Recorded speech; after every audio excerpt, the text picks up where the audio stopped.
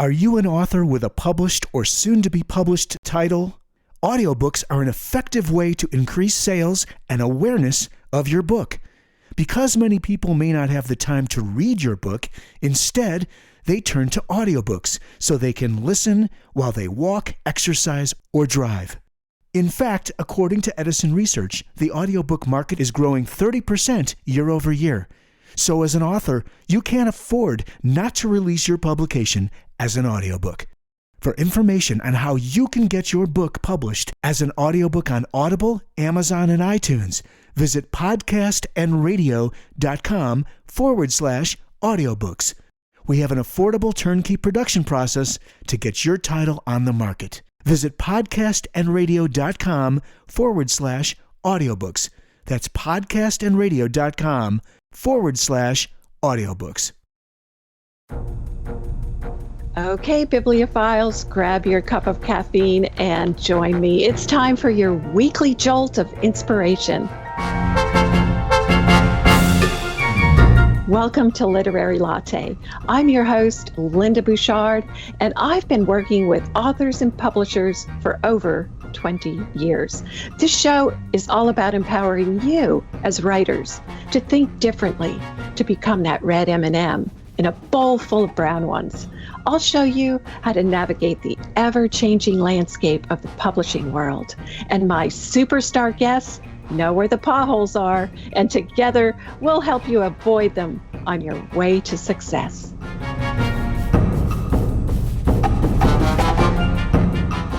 If you've ever wondered how to navigate all the social media options available to you as writers, or whether you need them at all, then you're in the right place, because my guest today is a rock star when it comes to helping authors stand out in the cluttered arena of social media.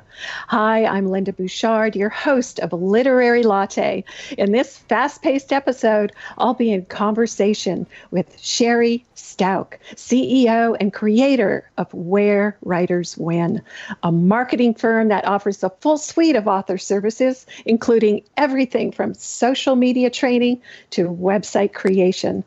Prior to forming her company, Shari was a professional pool player for 20 years. And wow, if that doesn't make you think creatively, I don't know what would.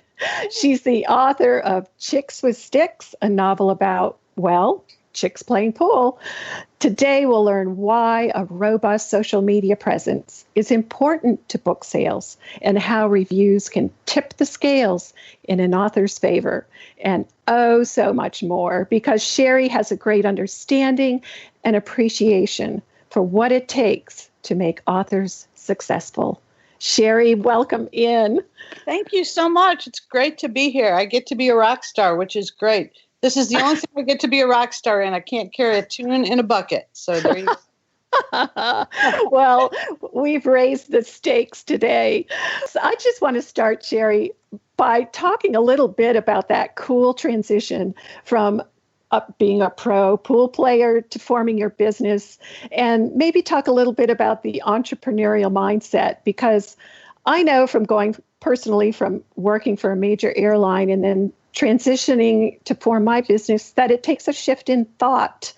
And, you know, we're always looking to do something differently. And yes, as our entrepreneurs, we're not interested in the status quo. We love breaking the rules. So what was that light bulb moment for you? You know, I think that it was more of a natural progression than people assume, because my family owns Pool and Billiard Magazine, which was a publication my dad and I started basically when I was still a teenager, kind of to fuel my pool habit, so to speak, because at the time there wasn't yet a women's tour, which we got involved in helping to develop. And then once I started playing professional pool, I was actually approached by a publisher in Champaign, Illinois, called Human Kinetics. They do multiple sports titles, and they asked if I would write a pool book. And I said, only if I can write it with my coach, since most of the awesome ideas are his anyway, and I can't really take credit for them. So he and I published Precision Pool, and then another book called Pool Player's Edge. And those have sold hundreds of thousands of copies. They've been translated into Russian and simple Chinese. So it was very, very successful. But along that way, Even owning a magazine and having, obviously an amazing platform of readers to reach out to, I learned that that isn't enough when you publish a book. So, and that's kind of how I got involved more in the social media aspect of things. And my light bulb moment was at a conference in Columbia, where Heidi Durow was speaking. She wrote the book, The Girl Who Fell from the Sky. It had won the Barbara Kingsolver Award.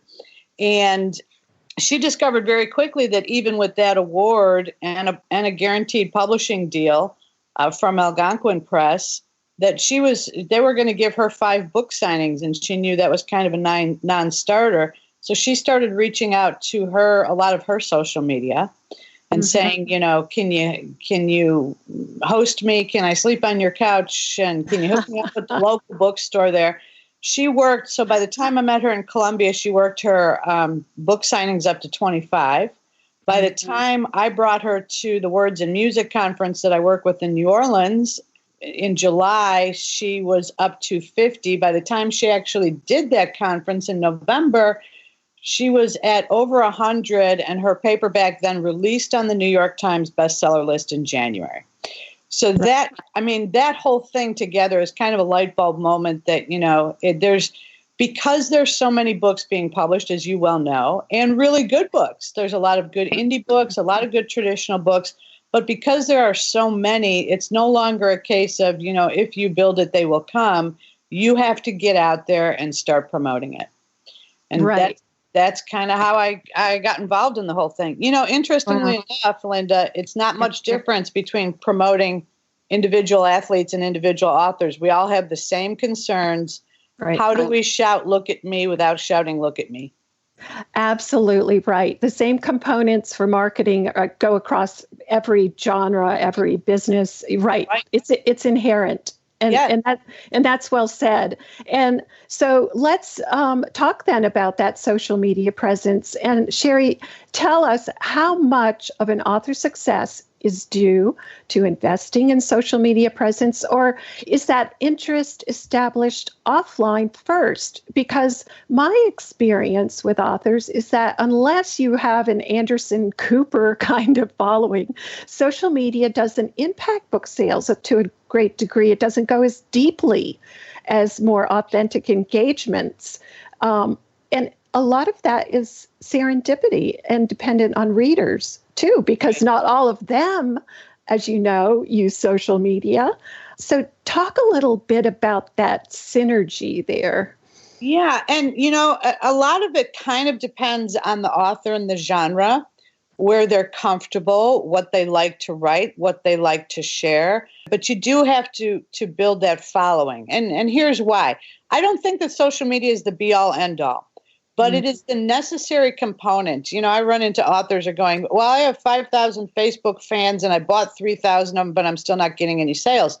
But that's really not the point of social media. The point of social media is to interact with your tribe who has interest in your work, with the ultimate goal of being able to drive them back to your author website where you control the conversation and can speak one-on-one to them. Let me just jump in right there, because you made a really important point about the difference between having like a social media platform and then a website, because I think your website is the only thing absolutely within your control. Yes. Social, right? Would you agree? Yeah, oh, absolutely. And we've run into authors before that have been proof positive of this, that said, I thought I was good enough being on Facebook, and then I started Googling me, and all these weird things were coming up, and I realized that I wasn't in control of the conversation. Right. So, what I tell folks is, look, Mark Zuckerberg has enough traffic. He doesn't need your help. Our job is to use sites like Facebook and Twitter and LinkedIn and Pinterest and Instagram to drive people back to our website where you can communicate with them more personally, to get them on your list, to be able to send them those newsletters or those book sales, or, where your next signing is coming up. That stuff is absolutely key. So it's social media that is the tool that drives people to our own traffic. Right. Well said. And somebody you're probably familiar with is Gillian Flynn, the author of Gone Girl. Yes. She did not have a huge social media presence, but as you know, her books are wildly successful. So I think that writing a great book comes first, because great words will always find an audience, and then build what's comfortable for you is in the way of social media platforms. Would you agree with that? I would, and I think that the other big part of it is influencers, and I think that this is where authors, get kind of stymied a little bit too, because it's not enough just to do social media. Like I said, Heidi Duro used it for book signings. Bren McLean used it to get, speaking gigs at various organizations. A lot of our authors have done that. Others have used it to kind of get entree into library talks and things. So what we do with Where Writers Win is we have a subscription-based platform called the Winner Circle. That, by the way, I'll give you a special code for your listeners, Linda, that gets them $20 off the year. So it's all of $39.95 for a full year. But that gets you access to vetted book reviewers by genre, library listings, bookstore listings state by state, book club state by state. All of these people are what we call influencers because they have the ability, rather than the one-on-one conversations we're having on social media, the influencer, that book reviewer, is telling their audience about your book. That bookstore is giving you entree into its audience. Same deal with the libraries. That book club, if you can get a book club, not only does that book club talk to each other, and there's 7 or 8 or 20 or 50 or 3,000 readers in the club, but then they are also sharing that news online. Classic story of that, 2 classic stories. One, Water for Elephants, which I know you're familiar with. Great book, great movie. Right. Started as a very small book release from Algonquin Press. And it was a great book. And the book club started getting a hold of it and talking about it. And pretty soon, she's got a 7-figure deal and movie rights and everything else. And it was because of the influence of book clubs. In another case of book club influence, there is a book being passed around Tennessee to the various book clubs. The author was the publisher was in North Carolina. They actually had to go into reprint of the book because they were getting so many requests for this book. It had been out of print for 10 years. So it's all extending the shelf life of fiction. You remember the days where if you didn't sell in 3 months, you were remaindered.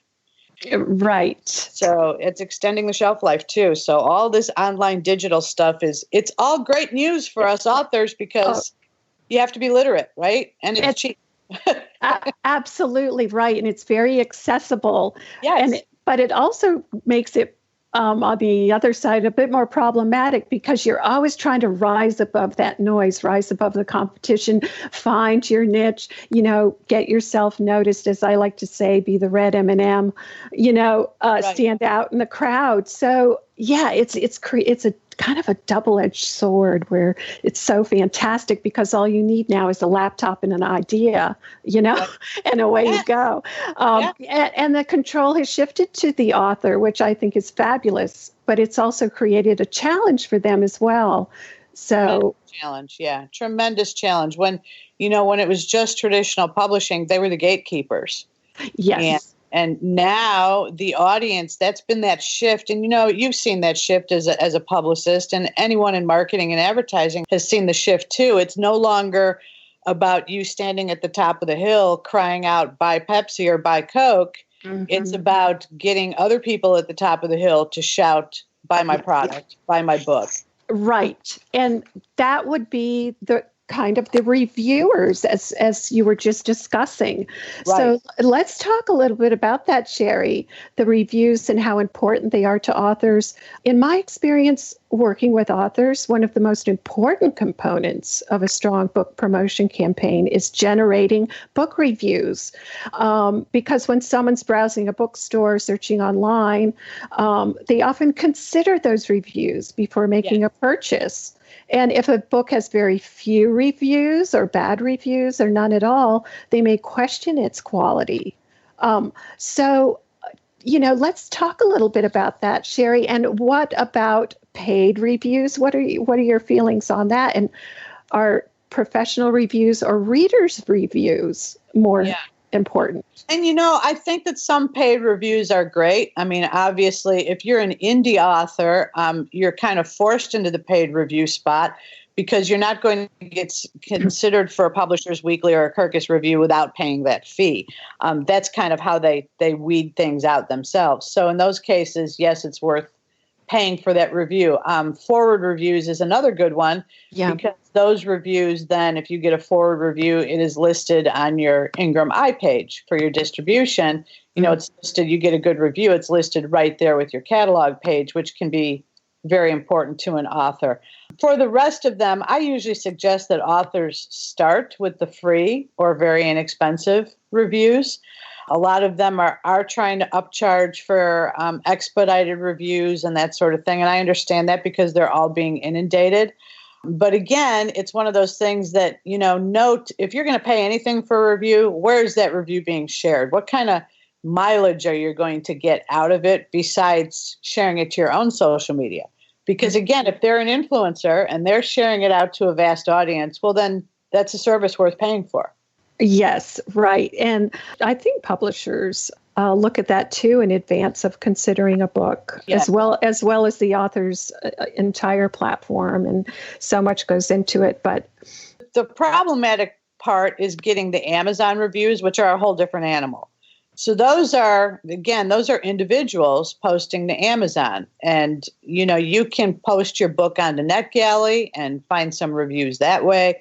You can do Goodreads giveaways and find some reviews that way. Those are going to cost you money. But we always advise that authors, and they all say, well, this is so difficult to get my family and friends to say anything.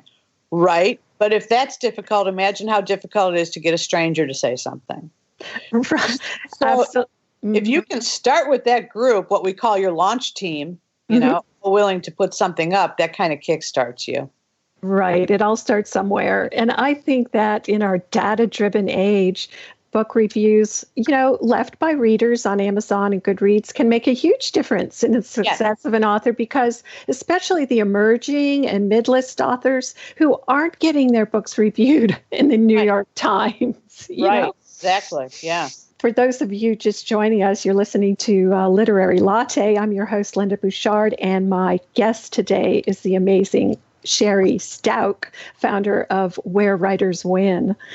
And if we could segue a little bit to the importance of reader communities, and maybe let's talk a little bit about something dear to my heart, which is in independent bookstores. And this is why I adore them, Shari. And maybe you feel like this as well, because unlike online sites like Amazon that, pepper us with pop-up ads and that not so personal nature of things, booksellers listen and they read your face. They buy you a cup of coffee in the cafe, and you know what? They know that the sweetest, scariest stories in their stores aren't between the covers of the books, but in their customers, and they value those stories. So let's talk about the importance of independent bookstores to readers and to writers, and the most effective way writers should approach them with their books. Yeah, absolutely. And, I think that you did a guest post for us back maybe a year or two ago, Linda, about, appealing as a regional author and starting in your own backyard and then letting the popularity ripple out from there.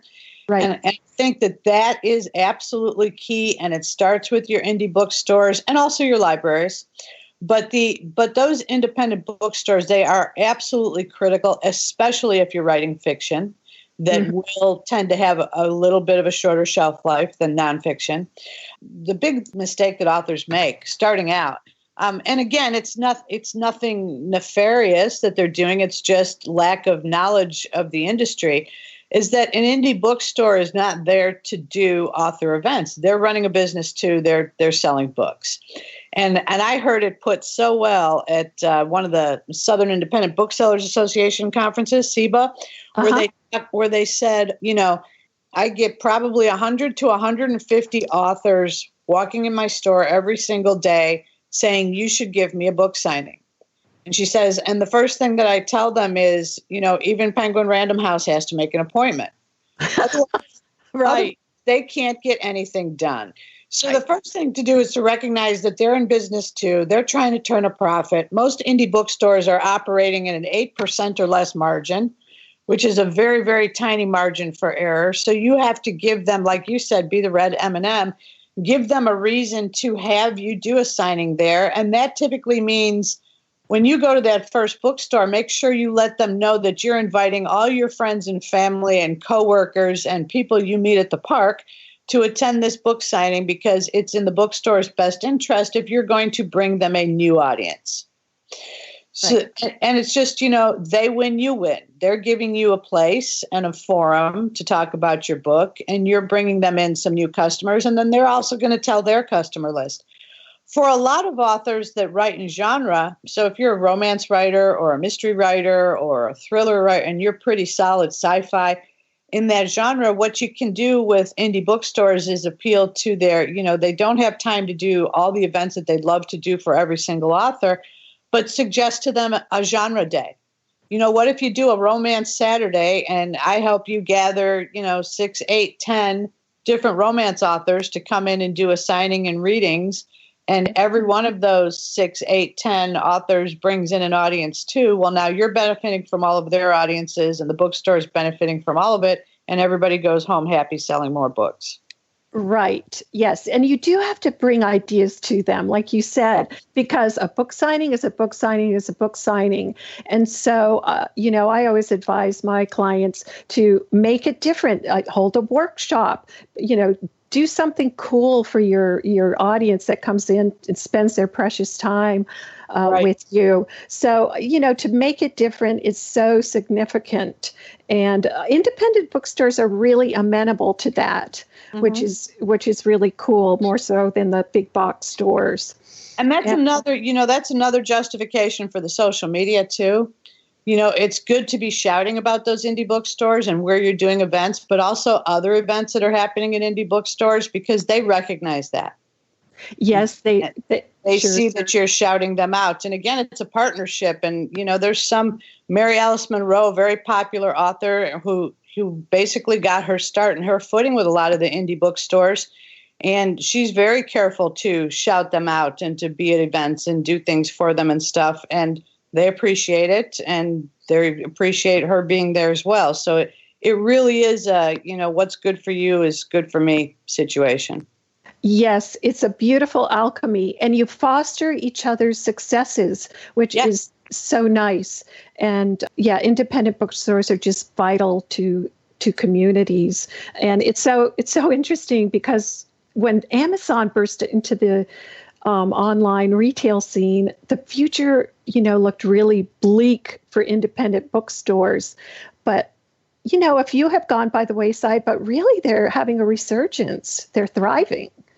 And they've become kind of that modern day Cheers, where you can go where everybody knows your name. And they host book clubs, and they give book club members discounts on books.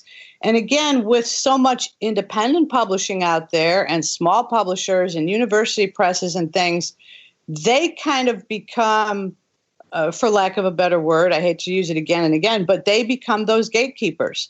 So, if you can get a bookstore to fall in love with your work, they do what's called hand selling you, which means that they're telling clients, this is a good book. I loved it. You should read it. And that goes a long, long way to building an author's career. Oh, it does. It does. Because they have that sense of community, and they champion that ideal of localism. And they also are great at curating their inventory to provide a more personal customer experience, rather than always recommending the best sellers. Right. They develop that relationship with the customers and up and coming authors. We had that case with J.C. Sasser, who wrote Gretel Bird. She was an Okra pick by Southern Independent Booksellers. And we had her, we started out just going after a few events in local markets. She had some contacts in Georgia, where she's from and where the book takes place, and some contacts in Charleston, South Carolina, and started with those, and then built on that, just like you say, with the ripple effect. And every time she would do an event, make sure and post photos of it. And that was exciting, and that she sold a lot of books, because she did. And that built interest from other potential stores saying, oh, wow, she sold 75 books here. She sold 100 books there. We'd be silly not to have that author here. And, so she's been at 60-something events now. And again, started as a debut novelist. Nobody knew her name. So it's just a matter of working the plan. There's kind of no magic bullet here. Right. Yes, you are so right, because it's a lot of work. People don't realize that. I say, wow, great, you finished your novel. Now the hard part begins. Right. Because you're indie or traditionally published. I mean, she was a traditionally published author. Our traditionally published authors know that they have to work every bit as hard as an independent author. They still have to get out there and do the events and, do the social media and be communicating, or you get forgotten very quickly. Yes, because there's so many books being published at any one time. So you do have to keep that engagement going. And even traditionally published authors, Shari, after a few months, their publicist, has gone on to the next big title. Right. So they have to do it themselves, the authors. Yeah. How do you keep that momentum going? Exactly. Yeah. And the other thing that you've probably said to folks before, but is, it's a marathon, not a sprint. Right. So a lot of authors get discouraged, if nothing happens in the first 3 months. But again, for a debut novelist, it's not unrealistic for it to take 12 to 18 months to really get traction. Yes, it's like anything else, that overnight success takes sometimes months and years, right? It's absolutely. Like it is like dropping a pebble into the pond. It ripples outward, and you leverage local media to regional to national. You just leverage each media hit for great. Absolutely. Right. And, the thing that we tell every single client when they're starting out is to pick a number in your head. And I don't care what your number is. It could be 5 or 10 or 20 or 50 or 100. But at the end of every day, how many new people are going to know your name and the name of your book? And that's going to be different things on different days. So, one day that's going to be you booking them a TV show appearance. And one day that's going to be a newspaper interview. And one day that's going to be a new review coming out. And one day that's going to be a book club sharing their stuff. One day that's going to be a Facebook post or making new friends on Twitter. It all contributes. But at the end of every day, dependent on your time and your investment in the project, how many new people are going to know your name and the name of your book? Absolutely. That's wonderful.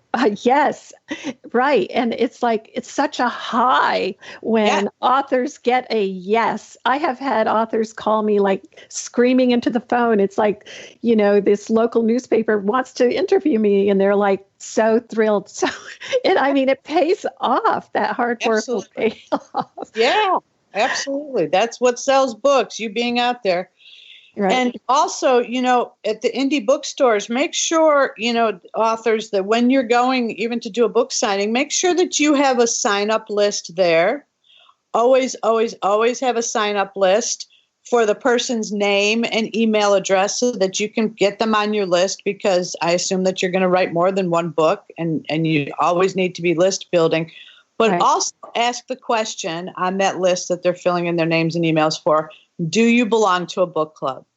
You would be amazed. Our authors, at every single event they do this. And I guarantee you they average at least one book club out of every single event they go to that they wouldn't have known about otherwise.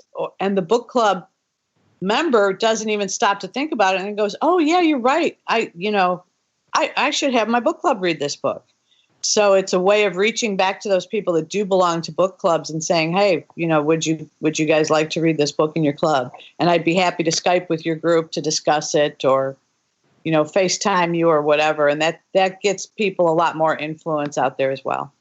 Right. I love that. That's a great tip, because they become your biggest evangelists. Yes. And they tell everyone they know. So that's wonderful advice, Shari. Yes. So we have just like a brief amount of time left, maybe a minute or so. What would you like to leave our listeners with some wisdom from the great Shari Stauch. Patience. And that is the hardest thing because you're so eager. Birthing a new book it's like birthing a new baby. You want to show everyone your baby photos.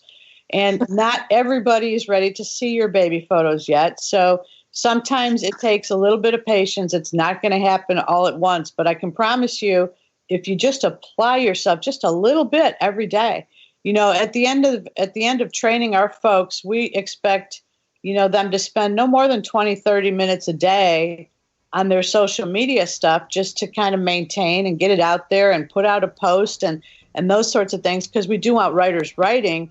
But again, it's that little bit of effort, that little bit of applied effort every single day. It's no different. I think authors understand it. And if you put it in terms of what authors understand, and that is book writing, you can't sit down and say, I'm going to write a book today. It's spread out over several months of applying a little bit of that every day. And it's exact same thing with your marketing. Perfectly said. Perfectly said. And Shari, this has been like a roller coaster ride. I have loved it. It's gone so quickly. And thank you so much for being here today. And thank you, Latte listeners, for tuning in. If you'd like more information about Shari, you want to hire her for your group or hire her for your social media platform, or maybe even how to get that 8-ball in the side pocket. I'll have her info up on my website along with this episode, and you can reach me at bookingauthorsinc.com. Thank you, Shari. Thank you so much. It was great to be here, Linda. You guys have a great day. You too. You've been listening to Literary Latte with Linda Bouchard. For more information, visit bookingauthorsinc.com.